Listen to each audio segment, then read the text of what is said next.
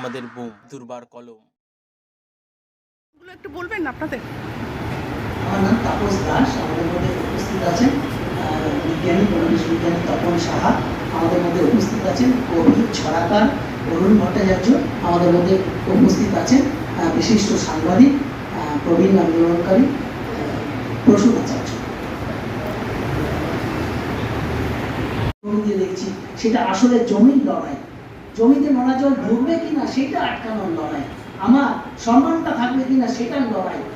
কে দুর্নীতিগ্রস্ত নেতা আছে সেটা বড় কথা না, সে আজকে আছে, কালকে আরেক নেতা আসবে, সেও হয়তো দুর্নীতিগ্রস্ত হবে, কিন্তু আমার অধিকার যা আমার সংবিধান দিয়েছে, যা অধিকার আমার পূর্বপুরুষের থেকে, সরকার শুধুমাত্র তার ট্রাস্টি, তার কচি পরিষদ, তারা এটাকে দেখভাল করে, তার মালিক হয়ে যায় না। এই কথাটা আমরা স্পষ্টভাবে আজকে তুলে ধরতে চাইছি মিডিয়ার মাধ্যমে।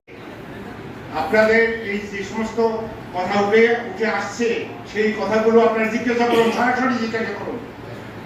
আজকে আমি হাত পেতেছি, কালকে হলে রাজা, আমার হাতে থাকবে তখন নানা রকম সাজা।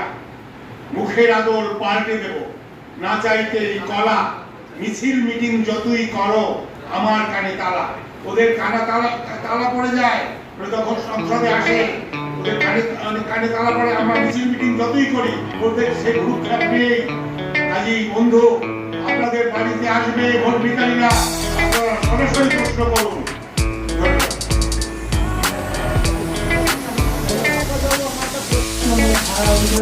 আমরা ভারতবর্ষের মানুষেরা কোনো রকম ধার্মিক কাজের জন্য খরচ শুক্ল আমাদের ট্যাক্স দিতে আমরা বাধ্য হই, আমাদের 27 নম্বর টাকা পেয়েছি, অথচ আমাদের ট্যাক্সের পয়সায় সরকার গঙ্গা পুজোর কথা বলছে। আমরা গঙ্গার সন্তান, স্পষ্টভাবে বলছি আমরা গঙ্গার সন্তান, কিন্তু গঙ্গার ওই পুজোর জন্য সরকার